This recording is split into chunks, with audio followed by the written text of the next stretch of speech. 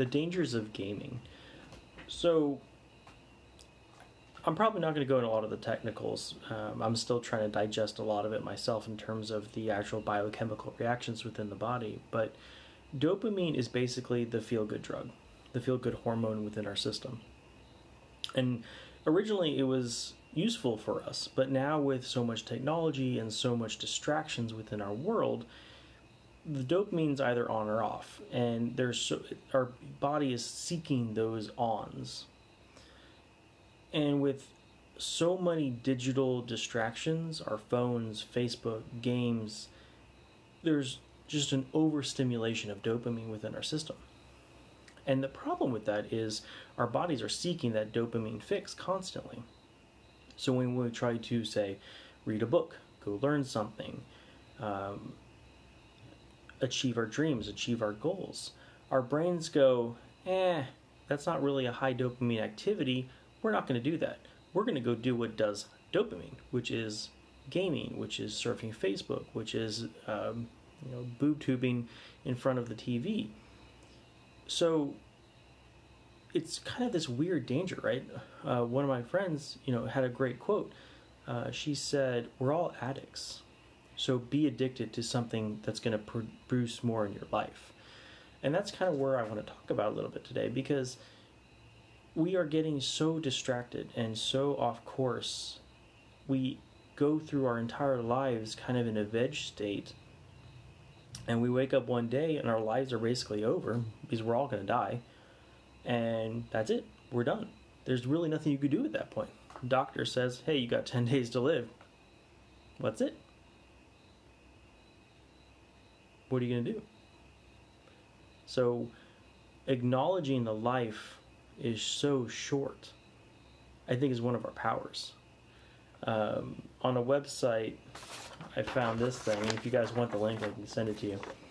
This is a chart of a 90-year life. Each bubble represents a week.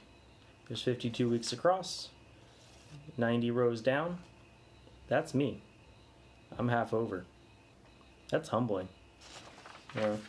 So when you look at this, and you mark off one of those bubbles every single week, that's rough. It's just rough. So our brains has this illusion of what we actually want in life because it's seeking dopamine.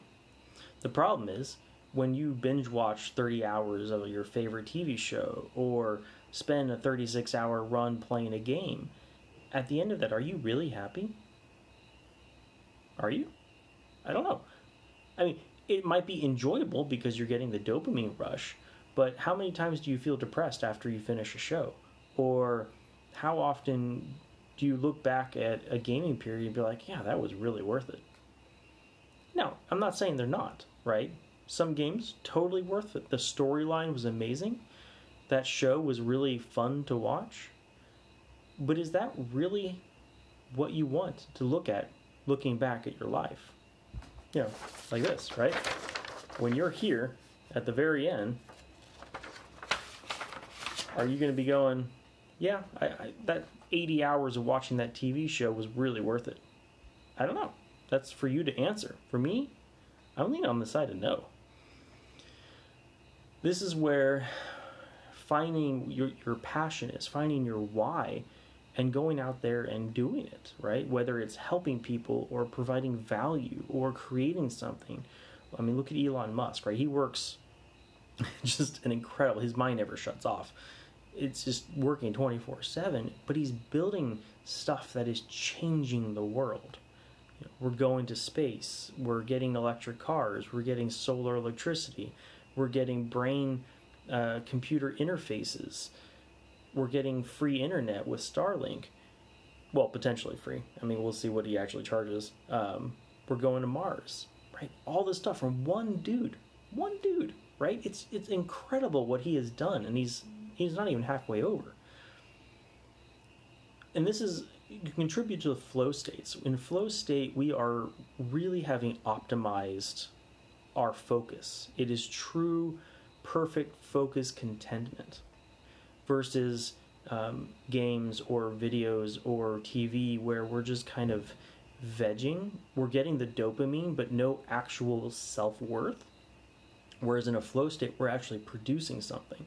We're actually creating fulfillment because we're producing something. There's something at the end. Whereas in the other stuff, there really isn't. There's nothing to show for it. So what do you want to achieve in life? It's a great question to ask yourself. And then knowing that life is finite and that regret is potentially a decent motivator, what do you want your epitaph to read? The dude that played games all his life? The dude that watched 500 TV shows?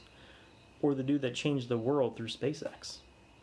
No, I'm not saying we all have to be Elon Musk. But what is it for you? And that's really kind of powerful. I did another video on the procrastination monkey. If you want the link, and just send me a link or send me a message, I'll get back to you.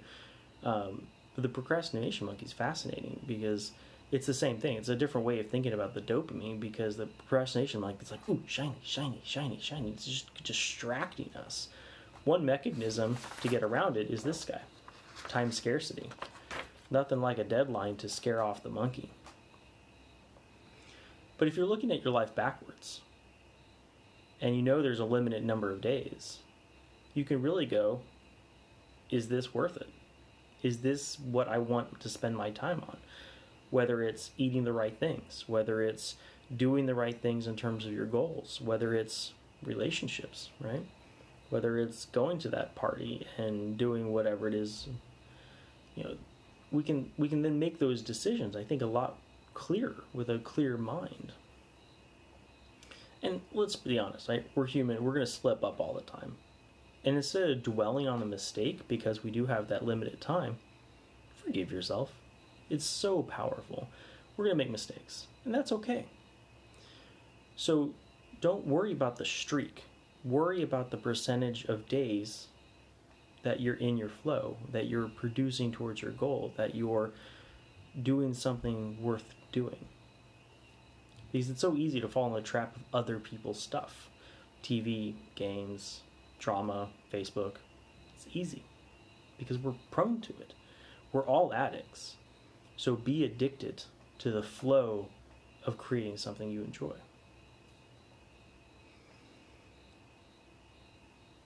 So when we do veer off course, just give yourself a little peace and forgiveness and start back up.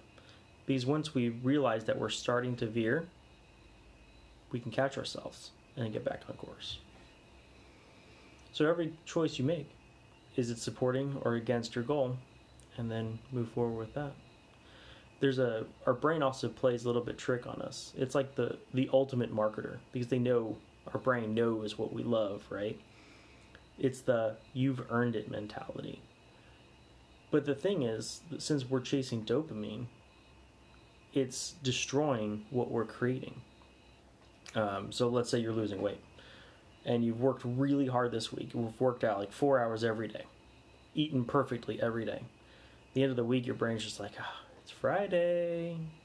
You deserve it. Here's a cake. Is that really what you need? No. It's the trick of the dopamine because we're chasing that reward. And that's just totally taking an axe to everything you just built during the whole week. So as long as we are aware of that, we can get out of those pitfalls. If you'd like a little bit more on the science about this, I've got several sources I can send you. I can send you the link to this chart, which is awesome to print out and then kind of motivational. And then I've got a few more tips that I've been building up through watching these videos. And yeah, hope this helps. Let me know in the comments what you think, and we'll see you tomorrow.